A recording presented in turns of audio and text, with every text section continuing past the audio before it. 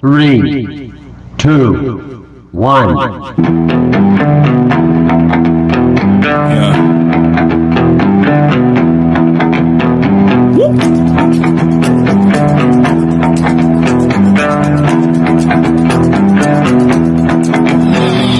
Won't you come and see what it's like? Living by the rules that you write. You better just run for your life.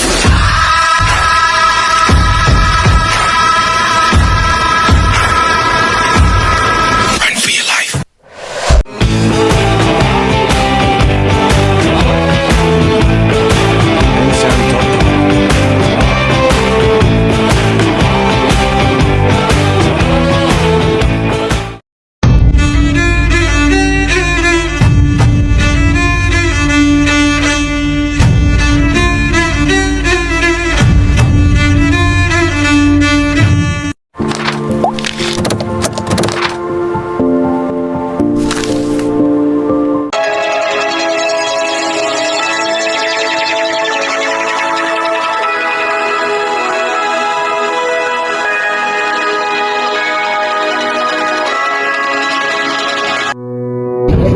Universitas Mataram merupakan salah satu perguruan tinggi negeri yang terletak di Provinsi Nusa Tenggara Barat, Indonesia. Universitas Mataram didirikan sejak tanggal 1 Oktober 1962 dengan 11 fakultas dan 63 program studi. Program studi Pendidikan Pancasila dan Kewarganegaraan merupakan salah satu dari 63 program studi yang ada di Universitas Mataram, khususnya pada Fakultas Keguruan dan Ilmu Pendidikan dengan akreditasi B. Dengan visi dan misi yang ada, tentunya diperlukan proses belajar dan pembelajaran untuk menunjang tercapainya visi dan misi tersebut. Program studi Pendidikan Pancasila dan Kewarganegaraan melalui mata kuliah Hukum Adat dengan dosen pengampu Ibu Dr. Hajah Yuliatin SPD MH tidak hanya melakukan proses belajar dan pembelajaran di dalam kelas, tapi juga melakukan studi lapangan setiap tahunnya untuk meningkatkan dan mengetahui materi yang telah diajarkan di dalam kelas. Nah, di dalam video kali ini kami dari kelas 4A akan mengajak teman-teman untuk menyaksikan bagaimana proses belajar dan pembelajaran di luar kelas pada mata kuliah Hukum Adat di Desa Bayan, Lombok Utara, khususnya di Rumah Adat Bayan Timur dan Masjid Kuno Bayan.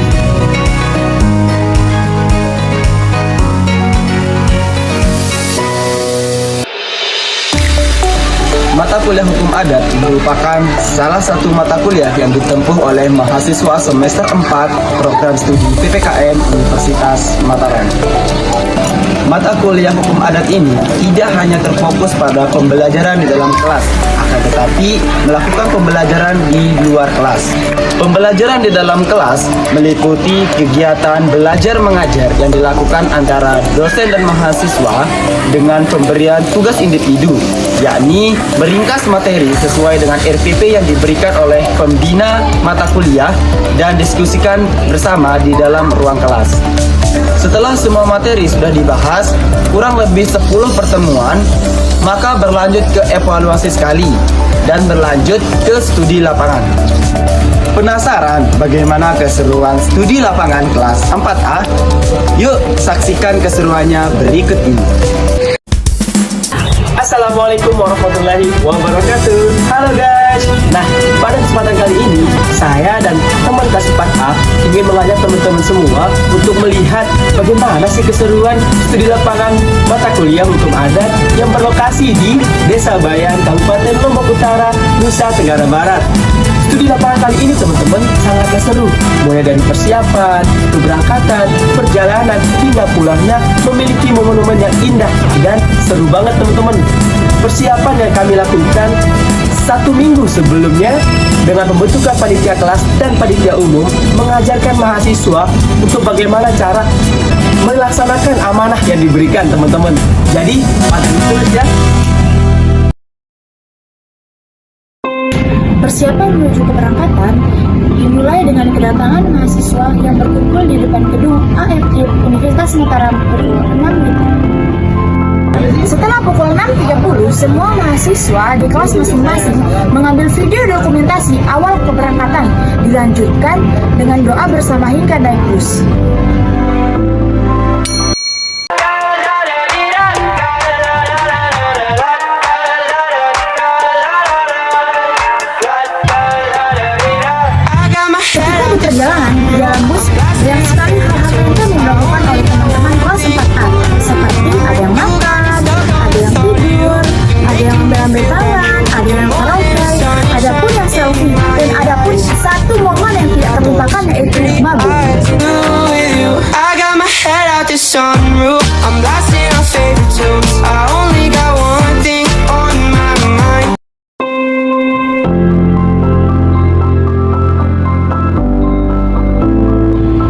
Sesampainya di Desa Bayan, kami sejenak beristirahat, lalu mengambil sedikit dokumentasi di depan gerbang Masjid Kuno Bayan.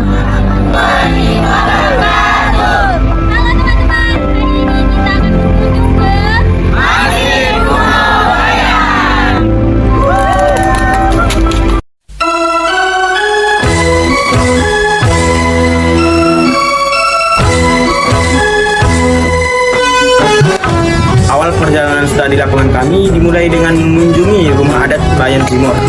Di rumah adat Bayan Timur, kami disambut hangat oleh pemangku adat dan kepala dusun di Bayan Timur. Berkeliling di sekitaran rumah adat, terlebih dahulu kami melakukan acara pembukaan, di mana acara pembukaan tersebut dirangkaikan dengan penyampaian atau pemberian materi dari pemangku adat atau pembekal, atau juga bisa disebut dengan kepala dusun di Desa Bayan Timur. Nah, dari penyampaian materi yang disampaikan, banyak sekali ilmu-ilmu pengetahuan yang kami dapatkan.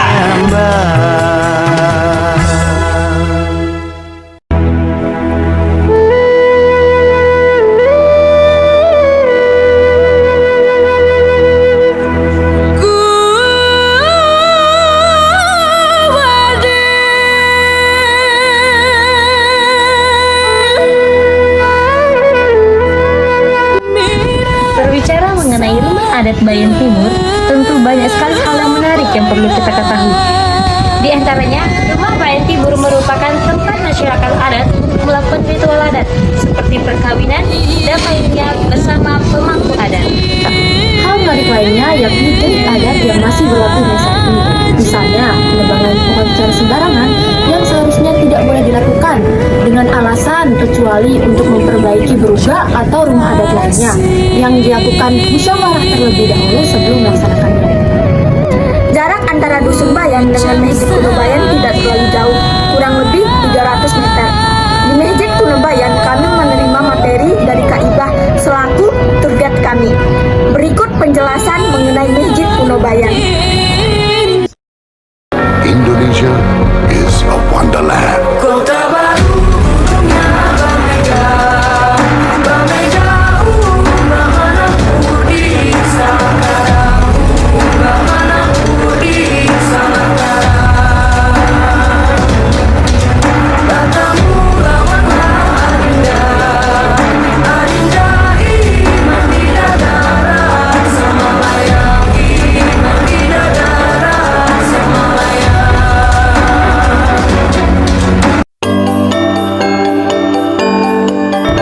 Julukan Pulau Seribu Masjid tentunya tidak terlalu asing di telinga kita semua. Namun kali ini saya dan teman-teman kelas 4A akan memperkenalkan masjid tertua yang ada di Pulau Lombok, yaitu Masjid Kuno Bayan. Masjid Kuno Bayan merupakan sebuah masjid yang keasliannya masih dipertahankan hingga saat ini. Dindingnya masih terbuat dari bambu dan tumpukan jerami sebagai atapnya. Masjid Bayan Belek diperkirakan dibangun sekitar 500 tahun yang lalu. Terdapat beragam versi terkait siapa pendiri sebenarnya dari Masjid Kuno Bayan. Versi pertama mengatakan bahwa yang membangun masjid ini adalah Syekh Gaus Abdul Razak, salah seorang penyebar agama Islam di Bayan. Ia membangun masjid ini sekitar abad ke-16. Versi lainnya sebagaimana yang disampaikan oleh Raden Palasari selaku juru kuni masjid, bahwa masjid ini dibangun sekitar abad ke-15 oleh Sunan Klaten.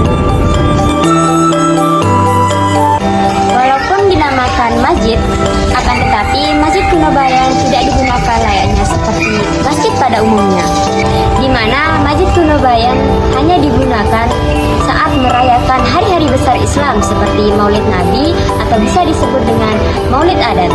Kemudian Lebaran Adat yang dilakukan 3 hari setelah Idul Fitri dan kegiatan keagamaan lainnya. Masjid Kuno Bayan tidak pernah mengalami perubahan bentuk, hanya saja dilakukan renovasi dengan tidak merubah bentuk awal dan hanya diperbaiki bagian yang rusak saja. Masjid Kuno Bayan ini direnovasi dalam kurun waktu 8 tahun sekali. Adapun Dan ketika memasuki area masjid, pengunjung diwajibkan menggunakan kain, entah itu berupa songket ataupun batik ketika mengelilingi masjid. Hal ini dilakukan untuk menjaga nilai kesopanan pengunjung dan budaya setempat. Dan yang paling ditekankan yaitu tidak boleh masuk hanya dengan menggunakan celana saja karena nilai kesopanan. Akan tetapi jika menggunakan rok atau gamis masih diperbolehkan masuk. Hal ini tentunya dilakukan untuk menjaga kelestarian budaya setempat. Bentuk pintu yang pendek dan agak ke dalam memiliki filosofi bahwa kita sebagai tamu harus menunduk ketika masuk untuk menghormati tuan rumah. Dibangun di dataran yang cukup tinggi, Masjid Kunobayan dimaksudkan untuk memudahkan pemanggilan apabila masuk waktu sholat pada zaman dahulu. Di sekitar Masjid Kunobayan terdapat beberapa makam. Nah, makam yang dimaksudkan di sini bukan seperti makam kuburan pada umumnya, melainkan sebagai napak tilas atau sebagai penanda bahwa pernah ada wali atau penyebar agama yang menginjakkan kaki di tempat tersebut. Oh ya nih, salah satu kesalahpahaman yang masih sering disalahartikan oleh masyarakat atau pengunjung yang berkunjung di Desa Bayan yaitu terkait Islam Batu Telu. Banyak sekali yang mengira bahwa Islam Batu Telu bermakna bahwa masyarakat adat di Desa Bayan sholatnya hanya 3 waktu saja. Kemudian sholat tersebut bisa diwakili oleh pemangku atau ketua adat dan lainnya. Akan tetapi, makna sebenarnya dari Islam Batu Telu ialah waktu telu diartikan sebagai 3 cara.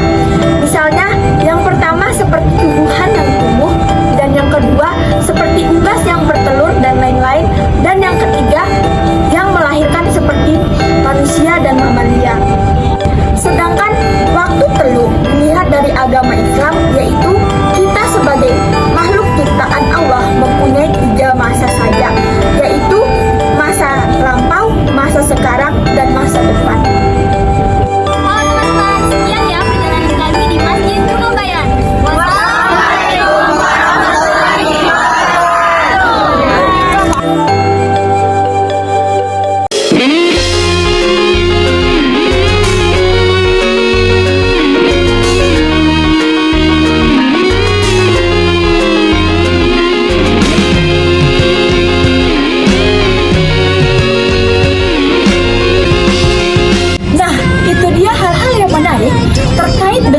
Studi lapangan mata kuliah hukum adat Prodi PPKN semester 4 kelas 4A ke Desa Bayan. Perjalanan belum tentu sampai di sini. Kita masih melanjutkan perjalanan ke Pantai Sira, Kecamatan Pemenang, Kabupaten Lombok Utara untuk melakukan evaluasi bersama. Penasaran seperti apa keseruan kita evaluasi? Yuk ikuti terus kegiatan kita. I know that you hate me. My life is sweet like cinnamon. Halo teman-teman, nah dari Desa Bayan tentunya kami tidak langsung balik ke Mataram, akan tetapi kami singgah dulu di Pantai Sire, tepatnya Pantai Sire, Kecamatan Pemenang, Kabupaten Lombok Utara. Di Pantai Sire kami melakukan beberapa kegiatan, diantaranya isoma, evaluasi, dan lomba kreativitas kelas.